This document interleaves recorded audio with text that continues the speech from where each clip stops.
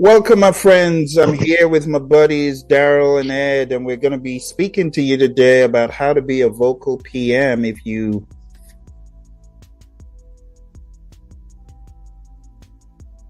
have nothing to say. How can you be a vocal PM? Now, let's break it down. What is a vocal PM? A vocal PM is a PM that has a voice, right? You need to understand that in this world of project management, you need to have something to say based on your experience, based on your understanding of process groups, knowledge areas, agile, people, process, business. What you have to say as a project management professional is based on your understanding of EI, emotional intelligence, based on empathy, based on you understanding, okay, we've just had this really heated conversation. I see Darrell has been a little bit quiet. Let me ask Darrell, what are you thinking? What do you have to add? So being a vocal PM is not just you being vocal for yourself. It's you being vocal for others. It's you being a voice for others, like bringing others to the conversation. It's about you bringing sensibility to chaos. So for any project manager who wants to be vocal, it shows that maybe you're not vocal, maybe you're sidelined. That could also be a problem because this is a people business. So as a project manager, especially a project management professional, get the memo. You are meant to speak. What does it say? The project manager spends 70 to 90% of the time communicating. Now, when you speak, make sure you're speaking sense. Make sure you're speaking fact, not fiction, but also make sure you're speaking for others. Make sure you're bringing a sensibility of process, of order, of structure. Make sure that you're thinking of others and how they will feel. So, you have some vocal PMs, they're so brash, they might be trying to shut people down. That's not what we're talking about.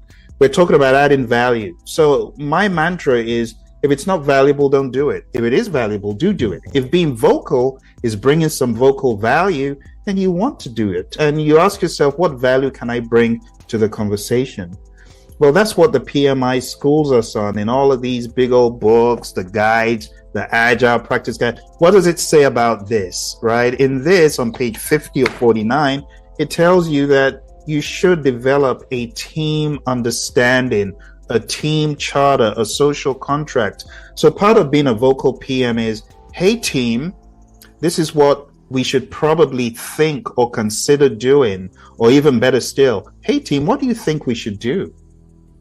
As opposed to just keeping quiet and let other people just talk without direction. You are bringing management to the project. That's why you're project manager, right? Project management. You're bringing management. What is management? Management is the administration of process, procedures, guidelines, and structure. And a lot of times, all we need is a little bit of structure. Now, for the agile zealots out there who say, well, those predictive people, they have too much structure. That's a bit hypocritical, because in the world of agile, guess who has structure? We do. We have the 4 values, the 12 principles. It's just yesterday, PMI came out with theirs. This has been on the scene for over 20 years. So it's silly to say we don't need structure. Yes, we all do need structure. But being a project manager and being a vocal PM is bringing that structure awareness. We're not saying draconian structure. We're talking about value-based structure, where just a little bit of structure, just a little bit of guidance, having a team charter, having some sort of social contract and understanding can go very far. Having some guardrails, like in the world of Agile, when we have our daily scrum or daily stand-ups, we say 15 minutes, no more. Why is that? It's for the structure purposes. When we respect the structure, we free people up to do more, we become more efficient. So part of being a vocal PM needs to be being vocal about what you know. Project management professional. What is a professional piece of it? The knowledge, the skills, the tools, the techniques, the understanding of people, process, and business, the understanding of how to effectively integrate, how to effectively scope and schedule and cost, and bringing in the conversations at the right point for quality, for resources, for communications.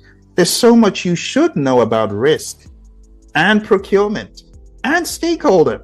So to be on a project as a project management professional or as a project manager who should know his or her salt and not having something to say, oh my goodness, you need to go back to the School of Ed. The School of Ed. Where's the School of Ed? Ed's famous book is hiding somewhere here. Where's his famous book? You need to go to the School of Ed. The School of Ed says you got to be a magnetic project manager. In order to be a magnetic project manager, you need to have a voice. You need to have something to say. I'm going to quote from page 46 of the book. And Ed says, Ed, the guy here, this guy, I don't know which side he's going to end up being. But Ed says, when managing communication on a project team, foster open and transparent communication. This can be achieved by establishing clear lines of communication where everyone on the team understands their roles and responsibilities. Encouraging, you see where this vocal idea is coming from. Encouraging team members to share their ideas. You see, a lot of team members are like, oh, I don't want to talk because they're going to think I'm dumb. No. So being a vocal PM is drawing it out. We use the word elicitation in project management. It says, encouraging them to share ideas, concerns, and feedback. And it can help identify potential issues early on, prevent misunderstanding, and build trust. And Ed says, creating a culture of transparency and honesty is critical for collaboration. So how can you be a PM without being vocal? It means that you may not be doing what you're supposed to be doing. By the way, you can find this awesome book everywhere books are sold. You can find this on Amazon. It's by my buddy Ed. And honestly, to be a vocal PM is part of the magnetic properties. Ed, hit me. Come on. You know, it's so funny, Phil. Just recently, I subscribed to a newsletter by James Clear. He wrote The Atomic Habits, and this really aligns with today's conversation. He said something, and I quote, "It's remarkable how often real problems is not what happened, but how it was communicated." I think that is big because a lot of times when someone is communicating or a project manager is trying to be vocal, they miss the biggest part of how do you communicate that particular problem. Meaning, if we're in a meeting and you think communicating, trying to embarrass someone or the rest in front of the rest of their peers is going to go well. No. Now we're going to talk about tactics. How about we pull that stakeholder aside and have a conversation? Vocal. Being vocal means when we're in a meeting and you notice that you have people that are dominating the call, how do I ensure, because part of my role is to facilitate, how do I ensure that I'm able to go around the room and engage people easy? Let me call on Phil, let me call on Darrell and ask them individually. It's something about when we hear our name, now we feel more relaxed and we want to engage. And plus when you have those people who are not one of those people that want to talk, but when you get them to talk and you're like, why haven't you said this during the whole meeting? Like, it could really improve. So you have to have that ability. So as a PM, it is imperative. Matter of fact, it's important that you have the courage, and it has to start with self, because a lot of times we keep wanting to get all these tools and all of these techniques and getting all these, artifacts to really drive a project, when again, what Bill said, projects are people. So how do we ensure that we create a connection, a real connection, or watch this, family, a magnetic connection with the people that are part of our project? We do that by building actual conversations outside of the day-to-day meetings, so we can ensure that we gain their confidence, as well as we're building up our own confidence. And when we're having questions and when we have to have those crucial type of conversations with the individual, they know we're coming from a place of delivering value and not coming from a place of we're just trying to make ourselves look good. Because whenever as a PM, you can't set your team up for success, then it's not going to help you long term. You are the coach, and we always know in any coaching business, the coach is always the first to go. It doesn't matter if the players were slacking, but it's the coach. So another technique that I would recommend is when you are in meetings and you have a purpose, you have an outcome of what the particular meeting is going to be about. You want to also ensure that when you start having conversations that do not align with what we all agreed upon or what the purpose and the outcome of this meeting, we're going to do something called a parking lot. What is a parking lot? When I was young, Phil, don't judge me, but when I couldn't get into a club that I really enjoyed being at, because you had to be 18 or over, we would sit in a parking lot. Back in the day, they would call that parking lot, we're going to call it having a good time. And we would have more fun in the parking lot than we would actually getting into the club. And what I learned there, though, is that sometimes the conversations that were happening inside the club kind of spilled out into the parking lot. What am I saying here? This is when you're in meetings, you want to ensure you have an area called parking lot. What this does is that we want to show the stakeholder, yes, we think what you're saying is important. Matter of fact, it's probably stellar.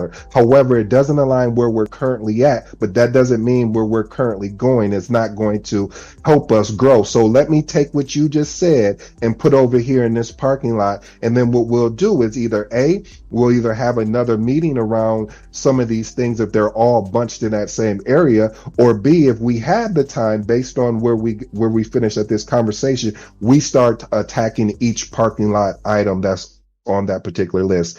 Okay, Phil, I'm going to turn it back over to you. Thank you. Ed, that was fantastic. A lot of nuggets. As you were speaking, it just dawned on me, a lot of PMs haven't gotten the memo.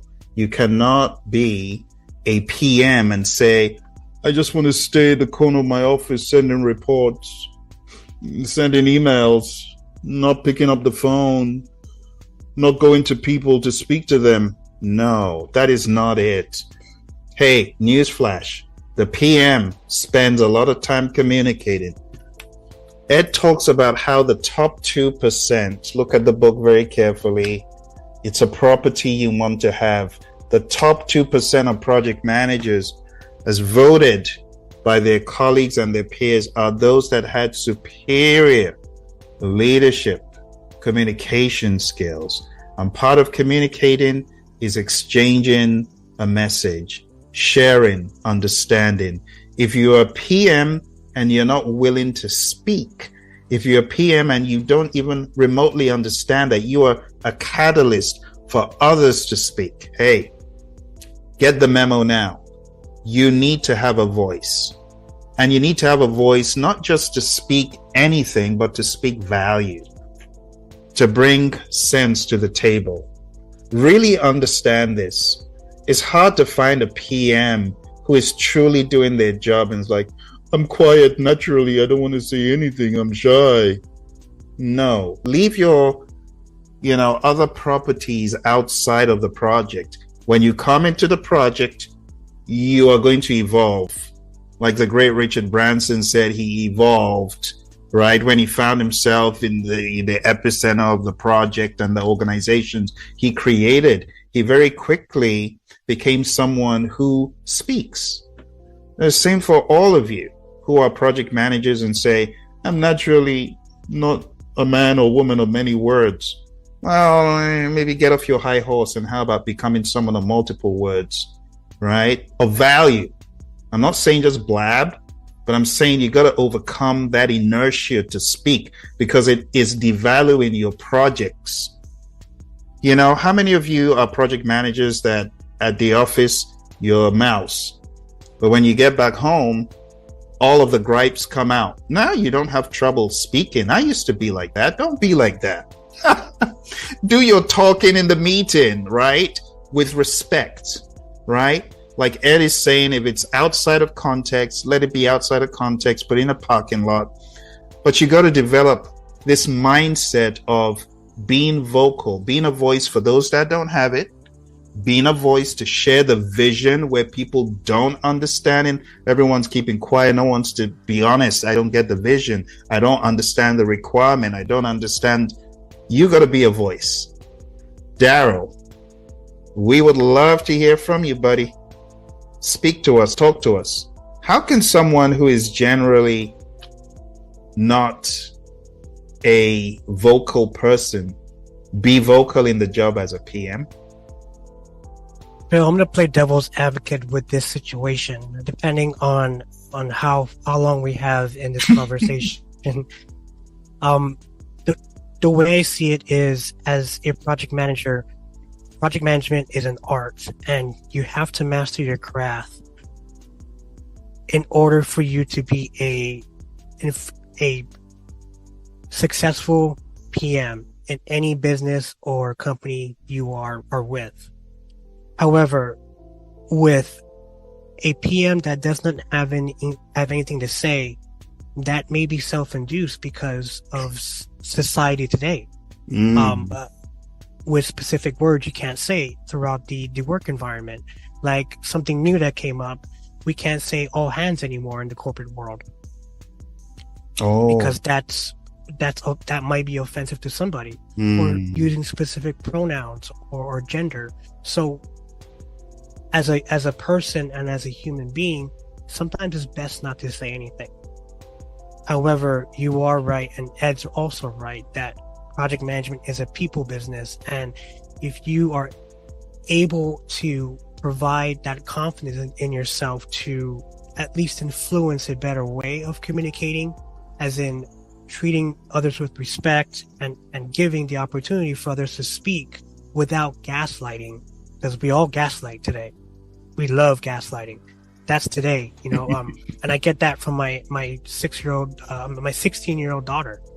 But I'm learning as I go, and I'm learning as I go as a father, and I apply that to my career as well. So yeah, this is a tough one to dissect. It all depends on the room and the environment you're in as a PM. Hope that answers your question. Very, very good food for thought. Hey, Darrell, I want to expand on that because you make a great point about the climate of conversation. Let's say that, a climate of conversation. And what I'm realizing is that it's one of those things too where you have to learn your audience. And how do you learn your audience is by developing relationships with these people outside of the day-to-day, meaning when you get a chance, a 10-minute quick conversation. Hey, how's things? How's the family? I know you got 2 sons. How are the 2 sons going? And trying to get a feel of, where they stand and things of that nature. So really the development of really building a relationship, and sometimes it is challenging. You did make some really solid points, and I really believe that the only way that you can grow from those is to learn. So you have to hopefully go into these conversations and build a rapport that lets people know what your intentions are. If I mistake or missay something, please correct me. But if you're correcting me to, I'm hoping you're correcting me to educate me, but not to really correct me to make me feel a certain way. Because I always tell people when I'm working with them, hey guys, I am not attacking you. I don't want you. This is not even, I shouldn't even use the word attack. I am judging the work that you're producing. So I know you're tied to the work, but I need you to separate the two, because the work at the end of the day is where we get what gets us to the finish line. So I say all that to say, you make a really solid point. And as I continue to develop as an individual and learning, as well as a project manager, there are certain things that you do have to adjust to, and you have to play towards, because if you don't, you could make some people feel uncomfortable, and you hope that you've done enough work on a project to let them know if there's something I've done or said that you could come talk to me on a one-on-one basis, and let's work through it. Because if we don't work through it, that means that all we do in life is we focus on the problem and we never put any energy on the solution because we've already burnt ourselves out with the problem. You are correct. However, playing devil's advocate, this is the reason why AI is one of the top, topics to talk about, because robots and AI agents don't have feelings. They don't think. They don't have that connection of a human being. So it's a cheaper resource than to hire another resource, a human being, to hear all that. I mean, with my statement of project management is an art. The reason why I say it's an art, because AI showed me it's an art. Because with these investments of trying to learn who you are, learn other people, learning the room. I mean, I've been around 41 years of my life and we still haven't got it together. We're still making books about how to treat people. We're still understanding who we are as gender, as what word offends this person or what word doesn't offend this person.